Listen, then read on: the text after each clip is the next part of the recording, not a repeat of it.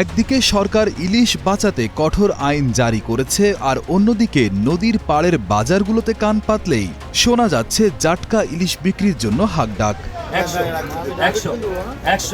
আইনকে বুড়ো আঙুল দেখিয়ে প্রকাশ্যে বিক্রি হচ্ছে জাটকা ইলিশ। ভোলার মেঘনা আর তেতুলিয়া নদীতে চলছে কোটি কোটি মাছের পোনা বা রেণুপোনা হত্যার এক নীরব প্রতিযোগিতা। এতে আসন্ন মৌসুমে ইলিশ সংকটের আশঙ্কা করছেন জেলেরা। জায়গা তুমি যা আছে ভাঙা চারপাশটা দিয়া এখন বর্তমানে অস্থায়ী কোনো এলে চলতে নন কি রূপ পেটের অভাবে না টিকতে এখন এই ধাক্কা মাছ ধরতে হয়। জাটকি মাছ বেশি, বড় মাছ তো টোটালি নাই। কিছু তো করার নাই, আমরা তো মনে করি নদীতে জাল বাই তো কোনো রকম দিনকাল যায়, মানে পেটে বাতে কোনো রকম খাইতে পারি। সন্ধ্যাকালে গেছি, আইসি হবায় মানুষ গেছি 4 জন, মাছ পাইছি আমরা 15 আলি সারা রাত নদীর থেকে। এখন আঙ্গো যে খরচ গেছে, খরচে আর মাছে আঙ্গো ও নাচকা লোসকান হয়েছে আঙ্গো।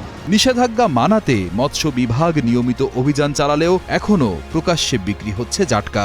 দ্বীপ জেলা ভোলা ইলিশের জন্য বিখ্যাত।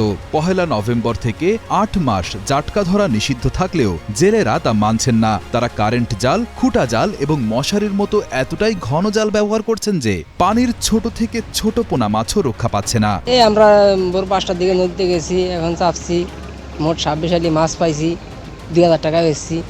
এই মোটামুটি আর কি বেশি সুবিধা হয় না, মোটামুটি কোনো অংশ আর কি খেয়ালে হয় মন থাকে। বড় মাছ তো নদীতে টোটাল নাই, পুলিশ সারে যে জাটকা মাছগুলো আসে, মানে সব জায়গায় জাটকা মাছ বিক্রি করে, তো আমাদের গাড়ার টুকটা আসলে আমরা কিছু বিক্রি করি, কিছু বিক্রি করি না, আমরা না করে দিই। এই জাটকা মাটকা হওয়া মাঝিরা কোনো রকম তাও মাছের দাম নাই, 105 টাকা 110 টাকা 20 টাকা মাছ বেচা, এত মাঝিকে কোনো পোষায় না, আরতদারের করেও পোষায় না। লোন আছে, কিস্তি আছে, দিনের অভাবে এটা গাঙ্গ যায় না, যায় তো পারে না, সংসার তো চালাইতে হয়, এই পরিস্থিতি আর কি। এই সব জাটকা ছোট ছোট ইলিশ মাছ, বড় ইলিশ মাছ বলতে নাই।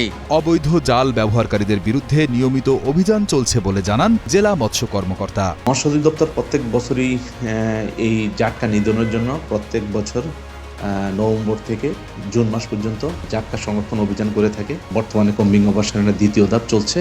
আমরা যারা ক্ষতিকর জাল ব্যবহার করে জাটকা সহ অন্যান্য মাছ ধরছে তাদের বিরুদ্ধে আমরা আইনানুগ ব্যবস্থা নিচ্ছি।